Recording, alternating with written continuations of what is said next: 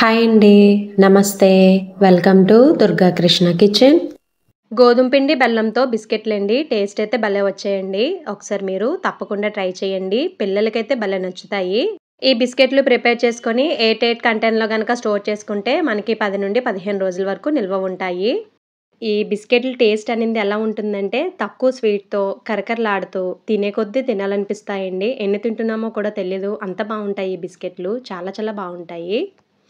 మీరు ఒకసారి తప్పకుండా ట్రై చేయండి. వీడియోలోకి వెళ్ళే ముందు మీకు గనక ఈ వీడియో నచ్చినట్లయితే తప్పకుండా వీడియోని లైక్ చేసి, షేర్ చేసి, కామెంట్ చేయండి.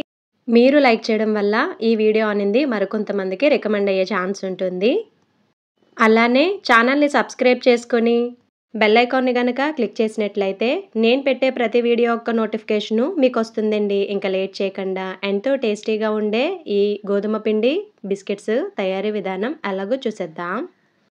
ముందుగా ఒక గిన్నెలోకి 1½ కప్ వరకు గోధుమ పిండి తీసుకోవాలండి. గోధుమ పిండి ప్లేస్‌లో మీరు మైదా అయినా తీసుకోవచ్చు. అలానే టేస్ట్‌కి తగ్గట్టుగా ఉప్పును కూడా యాడ్ చేసుకొని, ఉప్పు, పిండి బాగా కలిసేలాగా ఒకసారి మొత్తం బాగా కలుపుకోవాలి.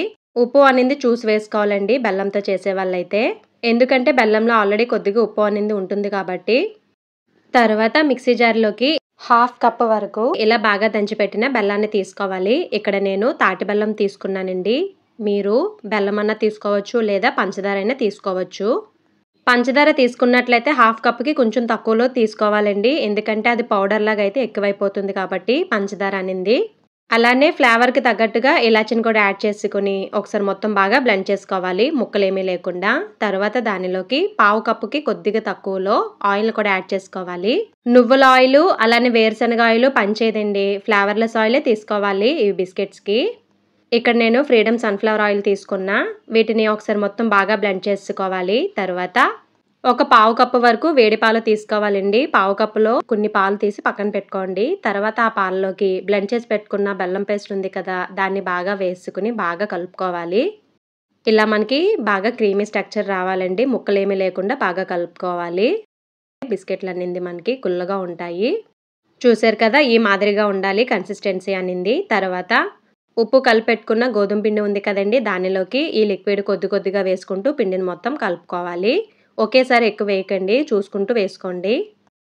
బెల్లం పాకమంతా వేసుకున్న తర్వాత వీడియోలో చూపిస్తున్న విధంగా చేత్తో గట్టిగా కలుపుకూడదండి. నార్మల్‌గా కలుపుకోవాలి. గులాబ్ జామున్ పిండి కలుపుకుంటాం కదా! ఆ మాదిరిగా.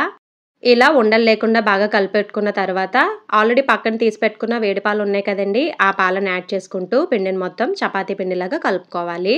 మరీ గట్టిగా ఉండకూడదు. మరీ మెత్తగా ఉండకూడదు. మీడియంగా ఉండాలి. చూడండి పిండిని మనం ఇలా చెక్ చేస్తే ఇలా ఎయిర్ అనేది ఫార్మ్ అవ్వాలి. ఇలా అయితే బిస్కెట్స్ అనేది గుల్లగా ఉంటాయి. కలిపెట్టుకున్న పిండిని ఒక 10 నిమిషాలు పక్కన పెట్టుకొని తర్వాత ఇలా 4 భాగాలుగా తీసుకోవాలండి. దానిలోంచి ఒక ఉండని తీసుకొని ఎలాంటి పిండి ఏమి వేయకుండా వీడియోలో చూపిస్తున్న విధంగా చపాతీలాగా ప్రిపేర్ చేసుకోవాలి. చపాతీ అనేది మరీ పల్చగా ఉండకూడదు. అలా అని మరీ మీడియంగా ఉండకూడదు. మీడియంకి కొంచెం తక్కువలో ఉండేలాగా చూసుకోవాలి. వీడియోలో చూపిస్తున్న విధంగా. చూసారు కదా! ఈ మాదిరిగా ఉండాలి. తర్వాత ఒక బాటిల్ క్యాప్ తీసుకొని వీడియోలో చూపిస్తున్న విధంగా మీకు కావాల్సిన సైజులో బిస్కెట్స్ లాగా కట్ చేసుకోవాలి. ఇలా కట్ చేసుకున్న తర్వాత ఎక్స్ట్రా పిండిని మొత్తం తీసుకొని ఆ పిండిని కూడా రిమైనింగ్ పిండిలో కలుపుకొని బిస్కెట్లలాగా ప్రిపేర్ చేసుకోవచ్చు. ఇలా బిస్కెట్స్ కట్ చేసుకున్న తర్వాత పైన కొంచెం డిజైన్ ఇచ్చేసుకుంటే చూడడానికి బావుంటాయి. ఇలా క్యాప్‌తో ఇలా నొక్కున్నట్లయితే సరిపోతుంది. చూసారు కదా! ఎంత బావుండిందో చూడడానికి బిస్కెట్ అనింది.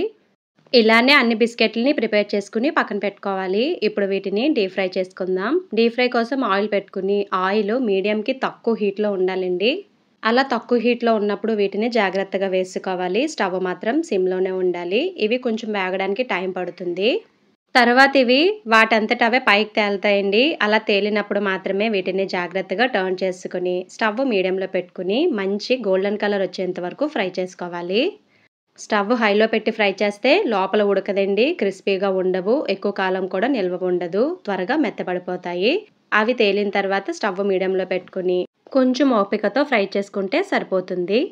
ఇలా గోల్డెన్ కలర్ వచ్చేంత వరకు ఫ్రై చేసుకొని ప్లేట్‌లోకి ట్రాన్స్‌ఫర్ చేసుకోవడమే.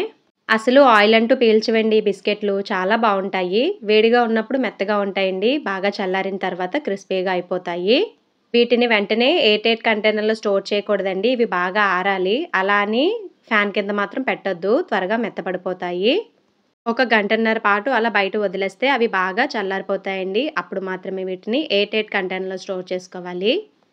అంతేనండి, రెడీ అయిపోయాయి గోధుమ పిండితో బిస్కెట్‌లు. నచ్చాయా మరి మీకు? మీకు గనక ఈ వీడియో నచ్చినట్లయితే తప్పకుండా వీడియోని లైక్ చేసి, షేర్ చేసి, కామెంట్ చేయండి. అలానే ఛానల్‌ని సబ్స్క్రైబ్ చేసుకొని పక్కనే ఉన్న బెల్ ఐకాన్‌ని గనక క్లిక్ చేసినట్లయితే నా వీడియోస్‌ని మీరు రెగ్యులర్‌గా ఫాలో అవ్వచ్చు.